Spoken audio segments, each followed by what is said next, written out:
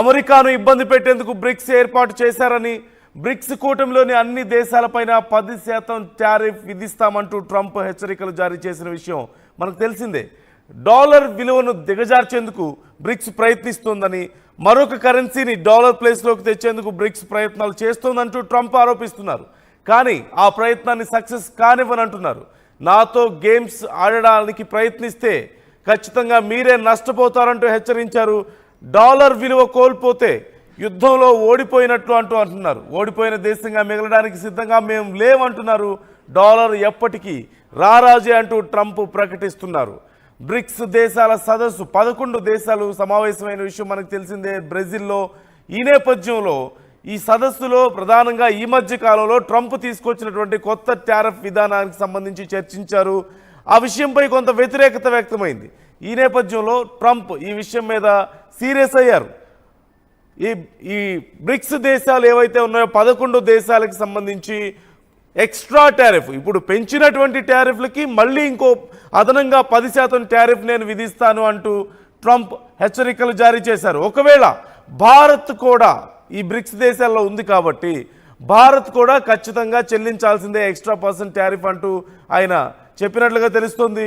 భారత్ నాకు మంచి మిత్రదేశం అంటూ ఈ మధ్య పెంచినటువంటి ఎక్స్ట్రా టారిఫ్ల విషయంలో కూడా చర్చించడానికి సిద్ధం అంటూనే ఓవైపు, మరోవైపు ఈ 10% కంపల్సరీగా భారత్ కూడా చెల్లించాల్సి వస్తుంది అందులో మెంబర్గా ఉంటే అంటూ ట్రంప్ హెచ్చరించడాన్ని ఎలా చూడాలి అనేది ఇక్కడ ఒక పెద్ద ప్రశ్న వస్తుంది. అంటే ట్రంప్ ఏమైనా ఎక్స్పెక్ట్ చేస్తున్నారా భారత్ బ్రిక్స్ నుంచి బయటికి రావాలని?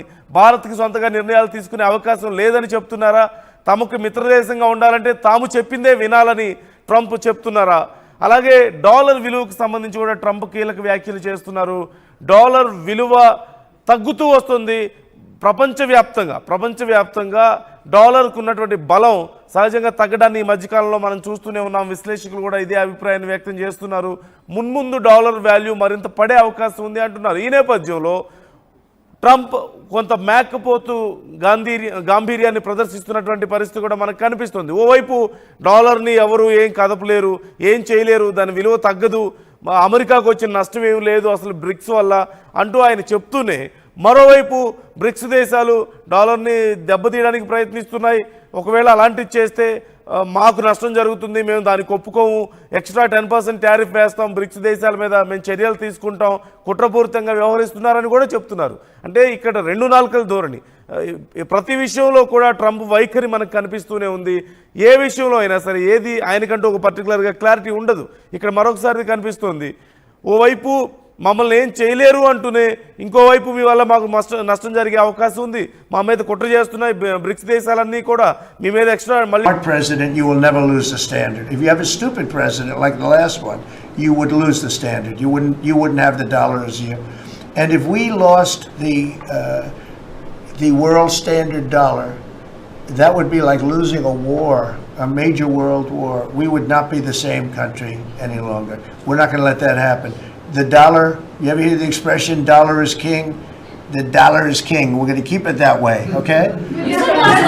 And I'm just saying, if people want to challenge it, they can, but they're going to have to pay a big price. And I don't think any...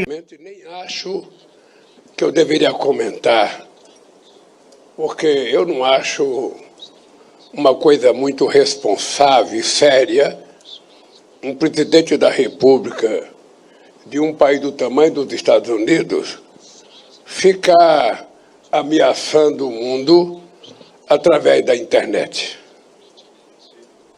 Não é correto.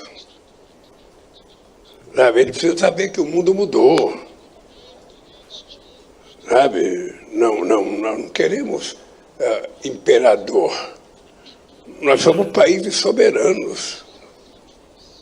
Se ele achar que ele pode taxar, os países têm o direito de taxar também.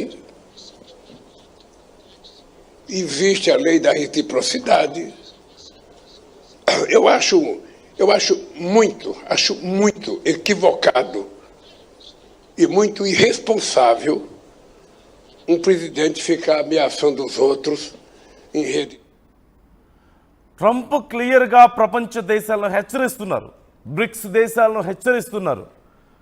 Dollar మీద కుట్ర జరుగుతోంది అని dollar నష్టపోయే అవకాశం ఉందంటూ ఆయన భయపడ్డాన్ని ఇక్కడ మనం ఖచ్చితంగా చూడొచ్చు. ఈ నేపథ్యంలో ఖచ్చితంగా డాలర్ మీద కుట్ర చేస్తున్నారు, డాలర్ విలువ తగ్గించే ప్రయత్నం చేస్తున్నారు కాబట్టి మేము తిరిగి చర్యలు తీసుకుంటాం, ఎక్స్ట్రా 10% టారిఫ్లు మేము వేస్తాం అంటూ హెచ్చరికలు జారీ చేస్తున్నారు. మరి భారత్ సంగతి ఏంటి? మరి మీకు మంచి మిత్రదేశం కాదా అని అడిగితే అందులో మెంబర్ అయినప్పుడు ఖచ్చితంగా భారత్ కూడా చెల్లించాల్సిందే అంటూ చెప్తున్నారు ఖరాఖండిగా. మరోవైపు బ్రెజిల్ అధ్యక్షుడు మాట్లాడినటువంటి మాటలు మనం చూసాం. మాకేమీ రాచరికం ఏం లేదు ఇక్కడ, పైన పెత్తందారు ఎవరు లేరు అని చెప్పి మాట్లాడుతున్నటువంటి మాటలు కూడా మనం చూస్తున్నాం. ఖచ్చితంగా ఇది మంచి అప్రోచ్, ఖచ్చితంగా ఇలాగే ఉండాలి అప్రోచ్.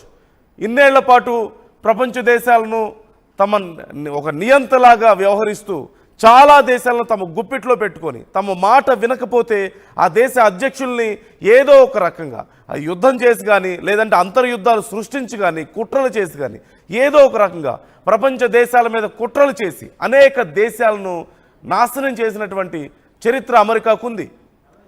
అలాంటి వైఖరి అవలంబిస్తూ వస్తుంది అమెరికా. అనేక దేశాల్లో అదే పరిస్థితి మనం చూసాం. ఇప్పుడు కనీసం ప్రపంచ దేశాలు సమిష్టిగా అమెరికా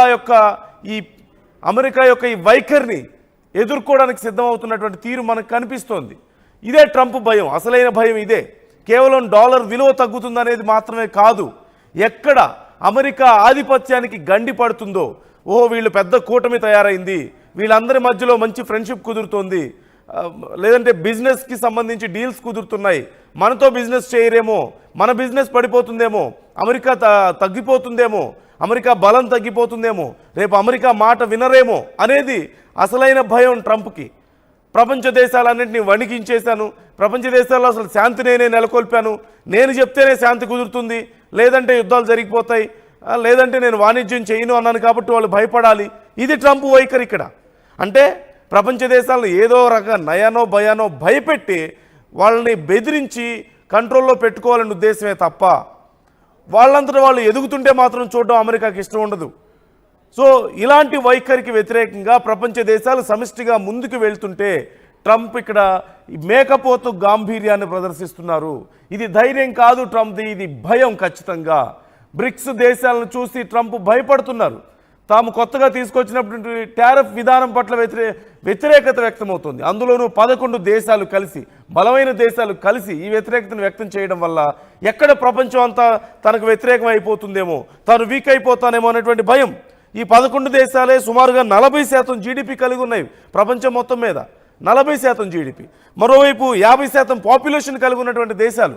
అంటే ఖచ్చితంగా సమిష్టిగా ఈ 11 దేశాలు ఉంటే మరిన్ని దేశాలు బ్రిక్స్లోకి రావడానికి అవకాశం కనిపిస్తోంది, అట్రాక్ట్ అయ్యే అవకాశం కనిపిస్తోంది. దానివల్ల ఎక్కడ తమ ఆధిపత్యం పోతుంది అనేటువంటి భయం ట్రంప్లో, అమెరికాలో క్లియర్గా కనిపిస్తోంది. అందుకే ఇలాంటి ప్రయత్నాలు చేస్తున్నాడు. కానీ ఖచ్చితంగా ఇప్పుడున్నటువంటి పరిణామాలు చూస్తే అమెరికా ఈ మేకపోతు గాంభీర్యానికి బెదిరేటువంటి, తాటాకు చప్పళ్లకు బెదిరేటువంటి పరిస్థితి లేదు ఎక్కడా కూడా. సిరియానే బెదరడం లేదు అమెరికాకి, ఇండియా బెదురుతుందా? సిరియానే బెదరడం లేదు అమెరికాకి. బ్రెజిల్ బెదురుతుందా? చైనా బెదురుతుందా? రష్యా బెదురుతుందా? దక్షిణాఫ్రికా బెదురుతుందా? బ్రిక్స్లో ఉన్న 11 దేశాలు ఎందుకు బెదురుతాయి? సిరియా లాంటి దేశమే అవసరమైతే తిరిగే అమెరికా స్థావరాలను ధ్వంసం చేయడానికి సిద్ధమైంది మొన్న యుద్ధం జరిగినప్పుడు. ఇరాన్ లాంటి దేశాలే ఇప్పుడు మొన్న యుద్ధంలో చూసాం మనం పరిస్థితి, సిరియాలో పరిస్థితి చూసాం.